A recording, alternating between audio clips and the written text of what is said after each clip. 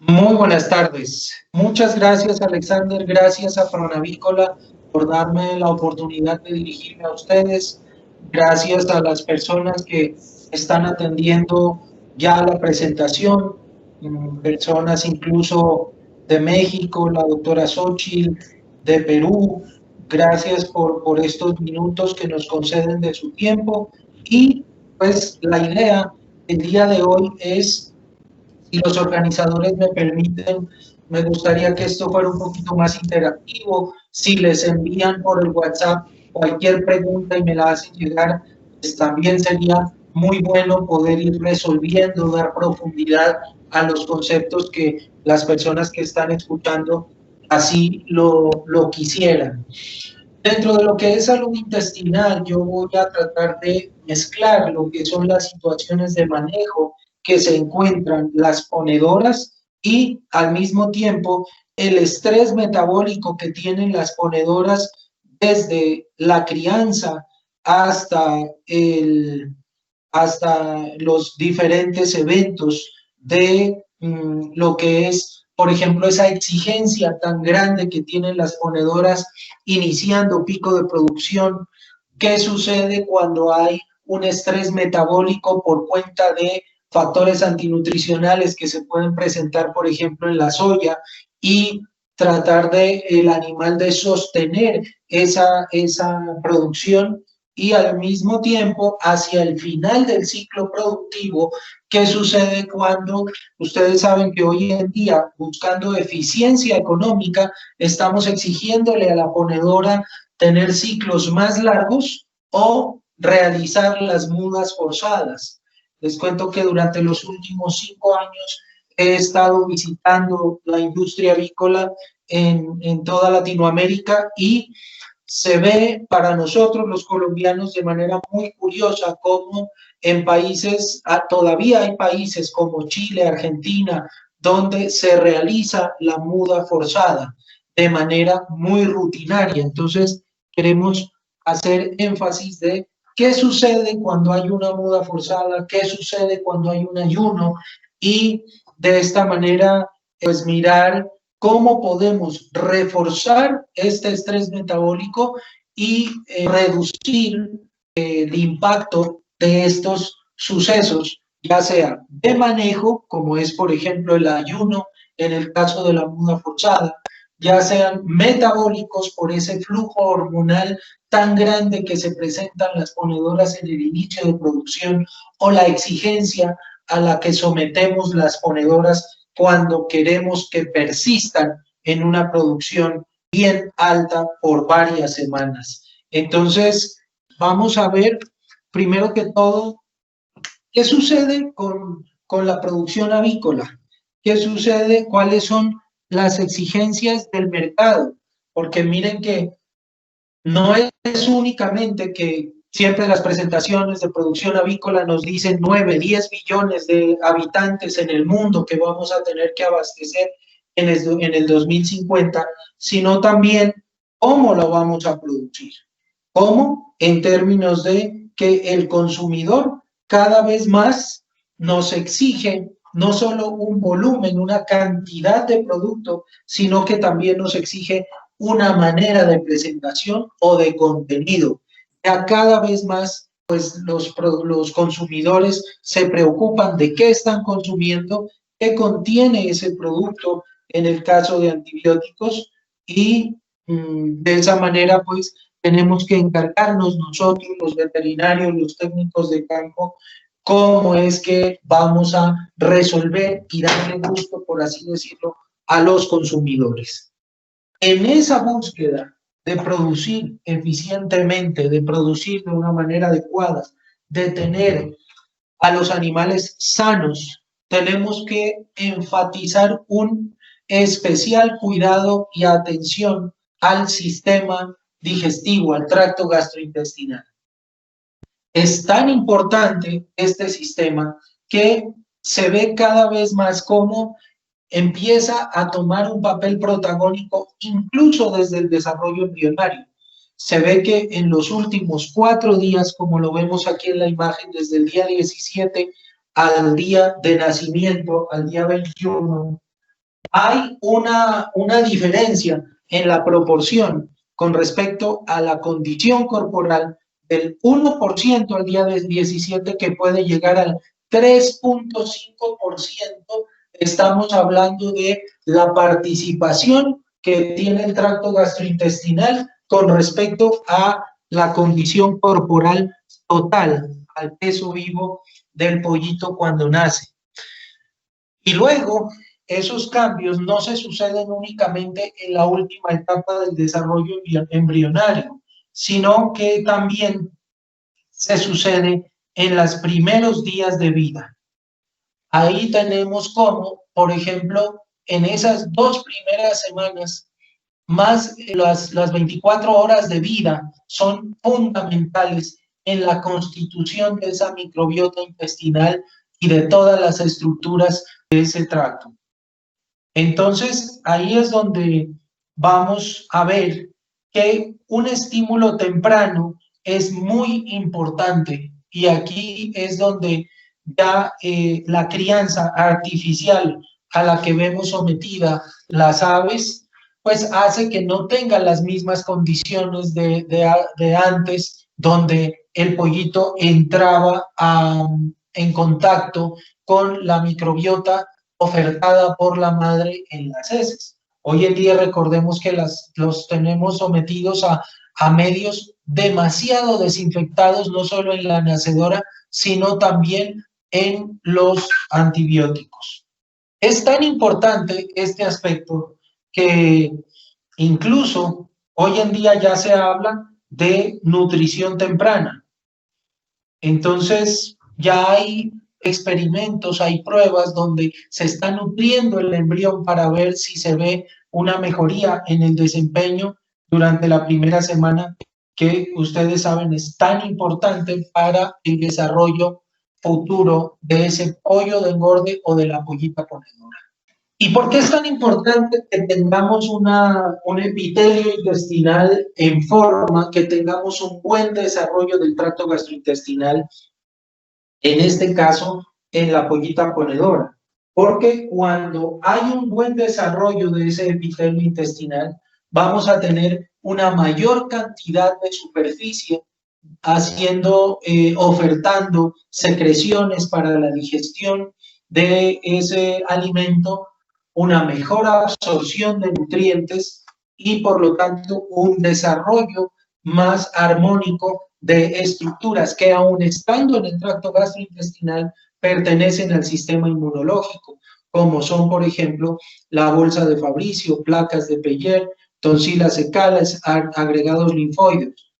Muchas veces hemos visto que un pollito, incluso o la pollita ponedora, cuando tenemos problemas de incubación, tenemos problemas de transmisión vertical, cuando estos animales están bien desarrollados, tienen un desempeño muy diferente de campo versus las pollitas que llegan a un ambiente agresivo, con una mala temperatura, una mala calefacción, una oferta pobre del alimento, y de esta manera pues no vamos a ofertar todas las condiciones necesarias para un desarrollo de estas estructuras y por lo tanto inmunológicamente también llega desfavorecido en los primeros días de vida.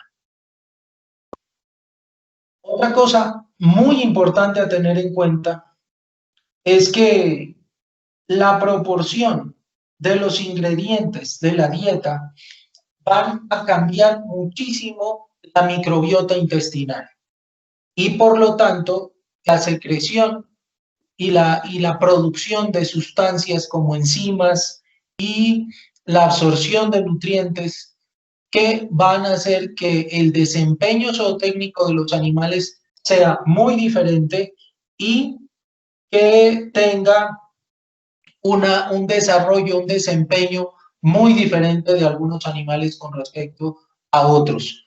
Miren algo tan común como es, por ejemplo, la proporción de maíz, sorgo, trigo, avena, centeno de la fórmula. Esto hace que se favorezca o se reduzca la probabilidad de proliferación de poblaciones de la microbiota intestinal, y esto pues definitivamente va a repercutir en todo lo que tiene que ver con la digestión, la absorción de nutrientes y el desarrollo y el desenvolvimiento de todas estas estructuras del sistema inmunológico. Miren esto, estas imágenes homologando a lo que sucede en, por ejemplo, una muda forzada. Vemos que el ayuno, tuvimos la oportunidad en la Universidad de Arkansas hacer más de 20 experimentos donde uno de los tratamientos en una de esas pruebas fue el ayuno, precisamente. Y nosotros ayunamos el pollo con y sin intención, y ayunamos de una manera muy drástica a la gallina ponedora cuando hacemos una muda forzada, pero desconocemos que el daño que se ocasiona a las aves es muy grande. Tan grande que aquí podemos ver en el recuadro de abajo, se midió con sustancias de alto peso molecular que normalmente no deberían atravesar el epitelio intestinal. Y aquí vemos abajo cómo el ayuno puede llegar a lesionar esa monocapa, ese epitelio, de tal manera que ya no va a prestar su función como barrera del tracto gastrointestinal, y efectivamente esta sustancia de alto peso molecular puede atravesar esa monocapa. Este hecho significa que puede haber el paso no solo de esta sustancia de alto peso molecular, sino muchas otras, e incluso las mismas bacterias. Por eso hay muchas publicaciones que refieren que en el momento de la muda forzada hay una traslocación vertical, un paso de bacterias muchísimo más profuso que en un epitelio que está intacto, donde no se ha sucedido un daño. Entonces, ahora que ya se le está prestando mucha atención en Latinoamérica al paso de salmonela transepitelial y que puede llegar a contaminar el huevo comercial e incluso las pollitas de un día, entonces es cuando le empezamos a poner más cuidado y visualizamos el control negativo donde no se lesionó ese intestino, donde no se ayunaron esas pollitas y donde la submucosa tiene un color oscuro y no fue posible que esa sustancia pasara, atravesara y llegara a la submucosa y al torrente circulatorio. Entonces, esto es muy importante porque nos dice muchas cosas. Como mencionábamos, en primer lugar, que el epitelio está funcionando como una verdadera barrera inmunológica, que cuando se lesiona puede haber paso de bacterias, de coli, de salmonela, de toxinas, y esto hace que el daño sea mucho mayor frente a ciertos desafíos.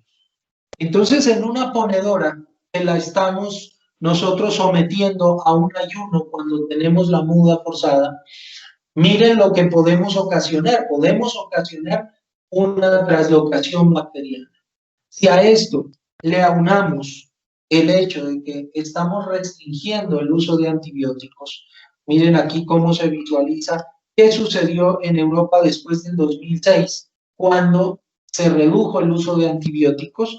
Entonces, lo que ocasionó un incremento hubo una reducción del uso de antibióticos como promotores de crecimiento. Entonces, esto nos aumenta el uso de antibióticos como terapéuticos. Entonces, para una ponedora, ya sea con el objetivo de mejorar su producción, así como también para mejorar el comportamiento zootécnico en una muda forzada o en una prolongación de ciclo, entonces debemos mejorar la bioseguridad. Esa es la única herramienta que tenemos que nos puede llegar a reducir el uso de antibióticos, y si lo acompañamos de una manera selectiva, apropiada, que donde podamos utilizar estas otras herramientas cuando así apliquen, como son probióticos, bacteriófagos, enzimas, vacunas, ácidos orgánicos, control de micotoxinas, aceites esenciales, pues vamos a tener un desempeño mucho más adecuado. Entonces, ¿qué sucede cuando tenemos una microbiota lesionada, desequilibrada, en imbalance? Ahí lo que tenemos es que toda esa microbiota se está desestabilizando. Le vamos a dar una puerta de entrada mayor a la proliferación de estos patógenos. Vamos a tener que estas bacterias van a tener el chance de proliferar, dañar el epitelio intestinal, secretar sustancias tóxicas, como es el caso de Clostridium, que es la toxina la que va a dañar ese epitelio, y en ese caso pues ya empezamos en desventaja. Por ejemplo, en el caso de las ponedoras jóvenes, tuvimos un caso en México en el que se presentó lo que en Estados Unidos ya está muy demostrado y ampliamente identificado, que es una enteritis duodenal focal, que de pronto no sé si ya estamos mirando los casos en Colombia o en los otros países que nos escuchan en este momento. Espero que no. Hay una depresión, hay una enteritis, hay una caída drástica de la producción de huevo, y es por la proliferación de Clostridium. Entonces, cuando tenemos, por ejemplo, mortalidades altas, bajas porcentajes de producción de la ponedora cuando la estamos exigiendo y está sometida a problemas de parasitosis, problemas entéricos, entonces ahí podríamos de pronto ir a reforzar con alguna herramienta diferente al antibiótico, ya sea en primer o segundo ciclo. Cuando tenemos el segundo ciclo de una muda forzada, después de una muda forzada, entonces vemos que la cáscara se debilita, vemos que hay una producción menor que en el primer ciclo, vemos que hay una mayor mortalidad. ¿Esto a qué se debe? A que hay una reducción en la capacidad de estos animales a digerir esos ingredientes, a absorber esos nutrientes, y eso en gran medida, creería yo, se debe a la lesión que le hemos causado al epitelio intestinal.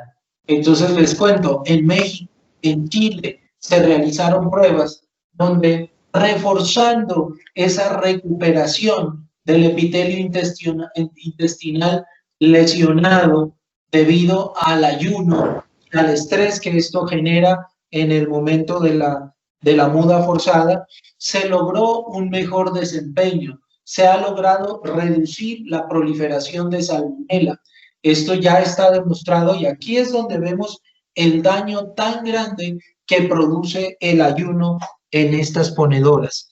Y aquí tenemos un ejemplo donde fue posible mejorar la mortalidad y la producción, y así como también algunas otras patologías o parasitosis que se pueden llevar a cabo en algún momento de la vida del ave. Entonces, cuando, por ejemplo, tenemos incluso no a edades muy avanzadas, con mucha frecuencia he visto en el campo, después de semanas 60, 55, ya hay presencia de heces líquidas, hay deformación del huevo, hay una mayor cantidad de huevo roto.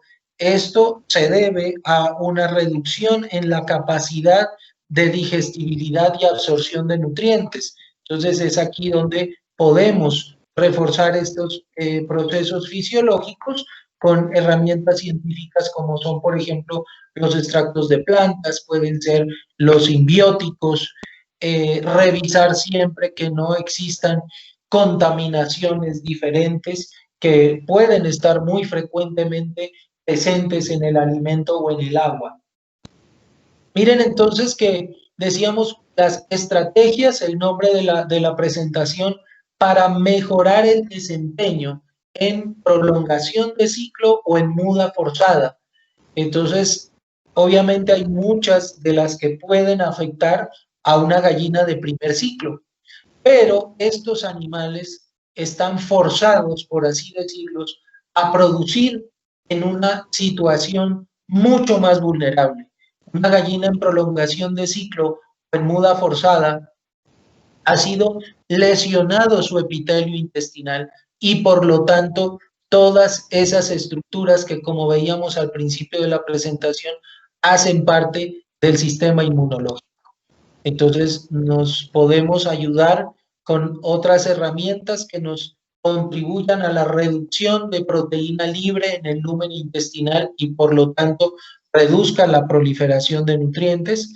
Nos pueden ayudar a regular procesos inflamatorios, como son, por ejemplo, los extractos de plantas, así como también hacer una atención principal en las fluctuaciones de temperatura. Un animal con estrés por calor puede reducir su capacidad de producción, puede lesionar su epitelio intestinal y por lo tanto verse afectada la absorción de nutrientes, la conversión alimenticia y el desempeño zootécnico. También podríamos ver un incremento en la proliferación de Clostridium y por lo tanto, pues un incremento en la mortalidad y una reducción de la conversión alimenticia.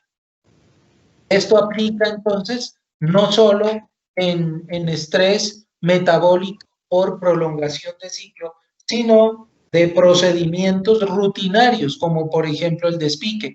Aquí vemos cómo por medio de la modulación de esa respuesta inmune al estrés del despique, por medio de simbióticos y de fitogénicos, es posible reducir ese impacto y por lo tanto el impacto en el consumo, en la mortalidad y este consumo va a impactar directamente en el peso de los animales. Miren entonces estos animales que han sido prolongados en el ciclo productivo, vamos a exponerlos también por un mayor número de semanas a sustancias tóxicas como por ejemplo micotoxinas. Por esto es muy importante hacer un chequeo de todos estos componentes y ver cómo nos está llegando nuestro alimento a la granja y que estemos protegidos contra estos metabolitos de hongos. Entonces, como podemos evidenciar, son muchas las situaciones que debemos cuidar para que los animales inicien a tiempo, tengan un buen pico de producción, se sostengan, así como también puedan tener unas semanas más de producción y hacer que nuestra actividad sea más rentable. Lo contrario, cuando estas situaciones no se guardan, no se salvaguardan y se presentan de manera conjunta, entonces vamos a ver que ese desempeño puede caer de manera importante, llevando incluso a pérdidas económicas. Dentro de los desafíos como el calor, como sustancias antinutricionales de algunas materias primas, como bacterias que pueden presentarse en el alimento, están las micotoxinas, que son metabolitos de hongos que tienen diferente configuración morfológica, eléctrica, y por esta razón hay que ver cuáles son las que pueden lesionar el intestino. ¿Cuáles son más vulnerables? ¿El pollo de engorde o la pollita ponedora? De pronto una pollita ponedora que tiene más semanas para exponerse a estos metabolitos de hongos puede tener una susceptibilidad mayor y por lo tanto pues va a ser más necesario protegerla de una manera más agresiva en comparación al pollo de engorde. Miren el daño que puede causar en el epitelio intestinal. Pueden llegar a lesionar el epitelio de la manera en la que visualizamos en estas fotografías electrónicas, donde hay una reducción en el número de vellosidades, así como también en la superficie de absorción de los nutrientes. Y aquí vamos a ver una reducción en la conversión alimenticia, porque son menores la cantidad de nutrientes que van a llegar al hígado y por lo tanto a afectar la ganancia de peso, así como también la producción de huevo. Se ha demostrado que muchas de estas microtoxinas pueden llegar a afectar la respuesta del sistema inmunológico y hacer que las pollitas y las gallinas sean más propensas al ataque de bacterias o de virus. Incluso se ha demostrado que la respuesta a antígenos vacunales puede verse también reducida. Miren el caso de Salmonella que comentábamos anteriormente. Cuando hay presencia de fumonicinas, que es una de las micotoxinas más frecuentes, hay una mayor proliferación de Salmonella, mayor translocación bacteriana y por lo tanto pues, se puede desarrollar un cuadro de salmonelosis de una manera más severa. Miren el daño que se puede causar tanto en hígado como en intestino delgado, puntaje de lesiones en yeyuno y en ileum, y por lo tanto, pues una respuesta o un daño mayor a nivel de campo y por lo tanto una reducción en la producción de huevo. Este es un caso aquí en Colombia, donde vemos que tenemos todas estas consecuencias una vez se diagnosticó un daño por deoxinivalenol, cearalenona.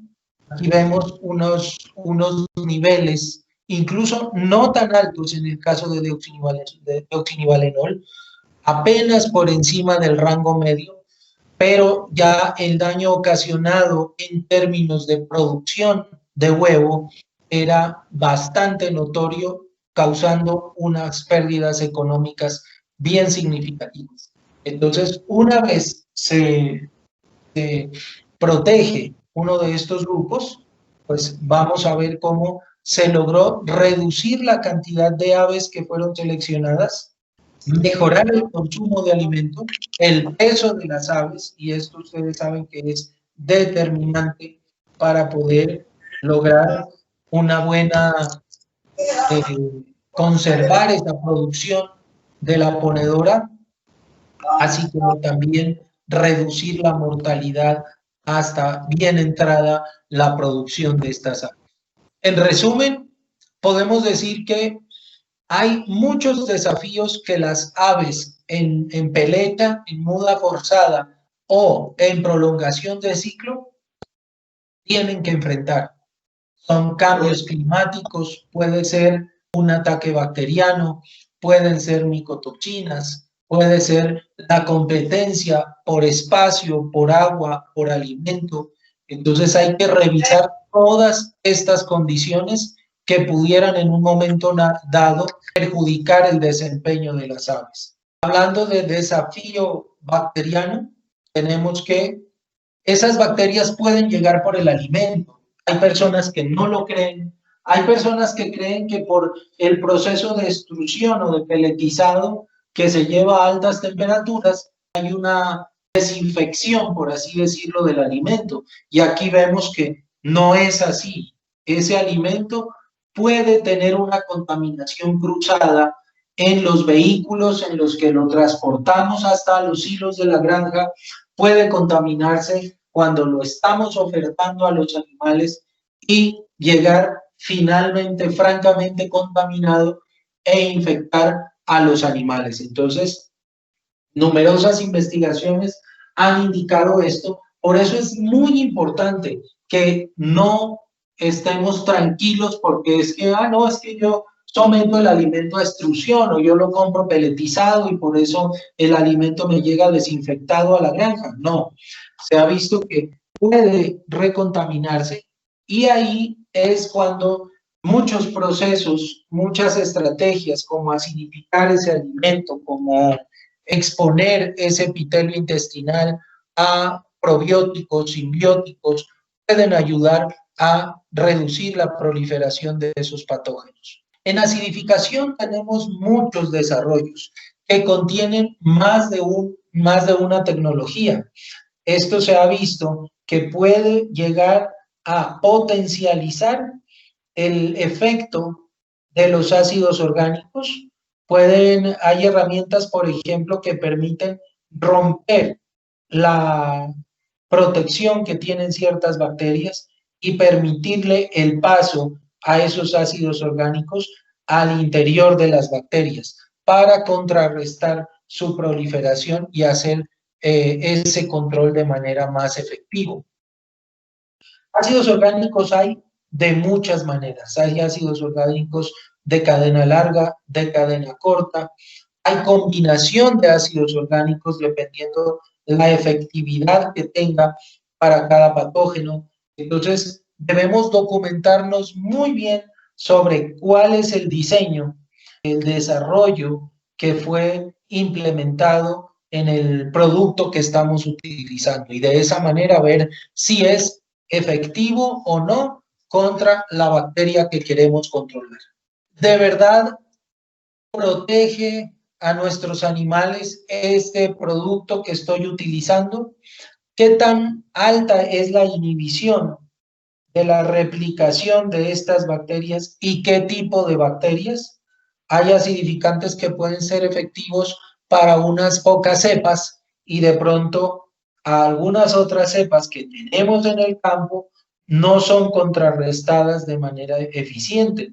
Entonces, siempre tenemos que pedirle a nuestros proveedores cuáles son las pruebas de laboratorio que tenemos, cuáles son las pruebas de campo y finalmente probarlo en nuestras granjas, hacerle los test de campo y ver que de verdad nos reduce la proliferación de patógenos y lo que es mejor, porque siempre cuando estas compañías hacen esas pruebas in vitro o escriben artículos, pues digamos muy bonito todo eso, pero me sirve para contrarrestar la proliferación que yo tengo en mi granja, en mi empresa. Entonces, eso es lo que nosotros necesitamos verificar a ciencia cierta en nuestra empresa. Los ácidos orgánicos a veces son muy débiles y por eso es que se ven muchas veces reforzados con otras tecnologías. Entonces, siempre cuestionémonos y cuestionemos al vendedor, al colega que nos está ofreciendo un desarrollo de estos y la manera de confrontarlo es, por ejemplo, si este desarrollo nos lo están vendiendo para poder controlar salmonela en huevo comercial, hacer las mediciones y de verdad mirar si es capaz de reducir prevalencia en nuestras explotaciones. En resumen, entonces, tenemos muchos desafíos hoy en día, no solo los bacterianos, los virales, las toxinas, sino también la exigencia del mercado. Nos están exigiendo quitar los antibióticos, nos exigen producir más, pero en condiciones diferentes. Por eso tenemos que estar muy atentos a hacer mediciones, a evaluar los productos y ver si en realidad nos están funcionando. Muchas gracias, espero tengan inquietudes y que podamos discutirla en estos momentos.